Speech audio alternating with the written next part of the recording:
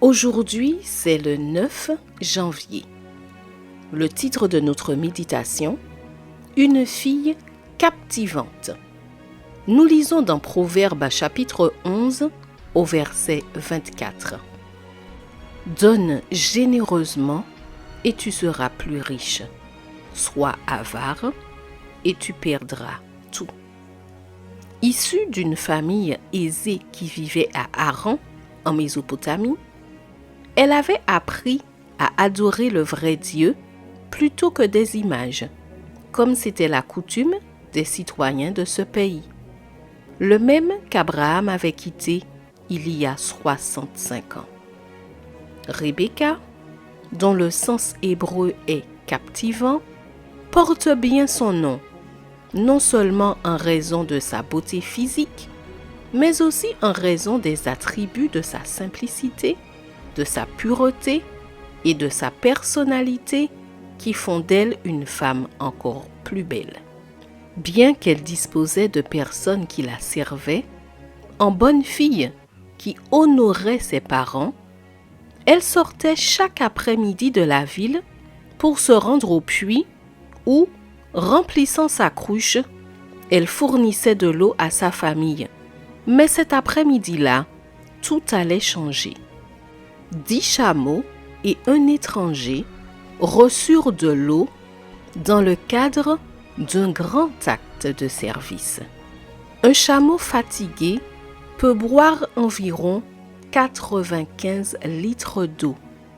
Et si l'on multiplie cela par le nombre de spécimens, cela donne un total de 950 litres.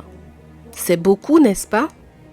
Si tu avais dû transporter de l'eau pour remplir ta machine à laver ou un autre grand récipient sans l'aide d'un tuyau, tu pourrais mieux le comprendre. Imagine maintenant ce que c'était pour Rebecca d'étancher la soif de tous les chameaux. Par rapport à cet acte, nous pouvons affirmer qu'actuellement, l'humanité est peu disposée à aider les autres. Nous sommes disposés à le faire dans la mesure où cela ne nécessite pas d'efforts très importants. Et quand c'est le cas, nous avons tendance à déléguer la responsabilité à d'autres, n'est-ce pas? Rebecca aurait très bien pu donner à boire uniquement à l'étranger.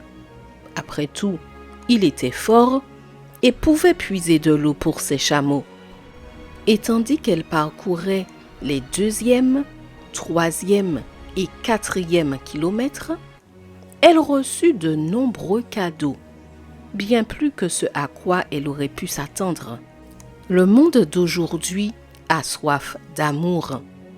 Alors, sors et captive l'humanité, non seulement par ta beauté, non seulement par une tenue captivante, mais aussi par un esprit de service renforcé, peut-être pour un collègue de travail, un camarade de classe, un voisin ou même un étranger dans la rue. Il y aura toujours des personnes dans le besoin à qui Dieu permettra de croiser ton chemin, juste pour te donner l'opportunité de satisfaire leurs besoins. Dieu étanchera également la soif de ton âme, sans oublier qu'il te prépare des cadeaux inimaginables dans les demeures célestes. Je te souhaite une bonne journée avec la bénédiction du Seigneur.